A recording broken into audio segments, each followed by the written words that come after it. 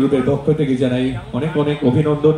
অপবাচির এত সুন্দর একটা অনুষ্ঠান এবং যাদের জন্য আজকে একত্রিত হয়েছি লক্ষণপুর গ্রামবাসীদের জন্য, লক্ষণপুর স্বাধীন ভারত ক্লাবের জন্য একবার জোরে হাততালি চাই। সবাই একসঙ্গে একটু জোরে হাততালি হোক আপনাদের সবার জন্য।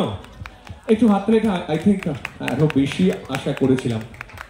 বৃষ্টির মধ্যে অনেক কাদা রয়েছে, তার মধ্যে আপনারা যারা রয়েছেন একটু সবাই আপনাদের জন্য একটু হাততালি হোক না প্লিজ, জোরে করে একটু জোরে করে হাততালি হোক। থ্যাংক ইউ স্বাধীন ভারত ক্লাব যাদের ব্যবস্থাপনায় আজকের অনুষ্ঠান। তো সবাই কেমন আছেন? একটু একটু ফিডব্যাক হলে ভালো লাগতো। আমরা পেছনে যারা রয়েছেন আমার দিদি ভাইরা মা বোনরা সবাই কেমন আছেন? আচ্ছা, একটু প্রথম দিকে গণেশজির এটি বাংলা দিয়ে শুরু করলাম। নতুন গান হবে না পুরনো গান?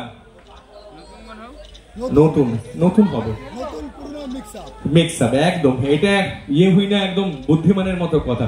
তো পুরনো গান অবশ্যই গাইবো, কারণ পুরনো ছাড়া আমরা নতুন আমরা কখনোই ভাবতে পারি না।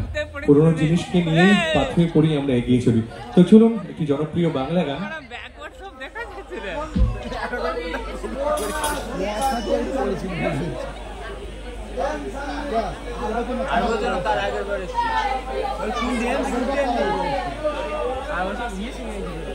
তো চলুন এবার যার গান গাবো, এখানে অনেকেই বয়স্ক দাদা ভাইরা রয়েছেন যারা পুরনো গান শুনতে ভালোবাসেন, যারা কিছুক্ষণ আগে গুরু দক্ষিণা, অন্যায় অবিচার অনেক সিনেমার কথা বলছিলেন।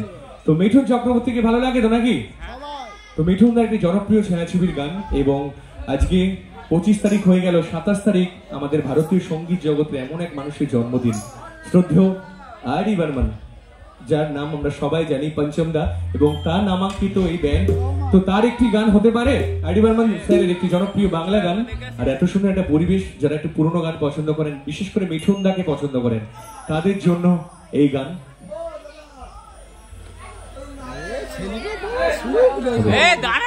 দাদা নাচের জন্য এখনো দুজন শিল্পী আছে, আমি জাস্ট শুরু করলাম।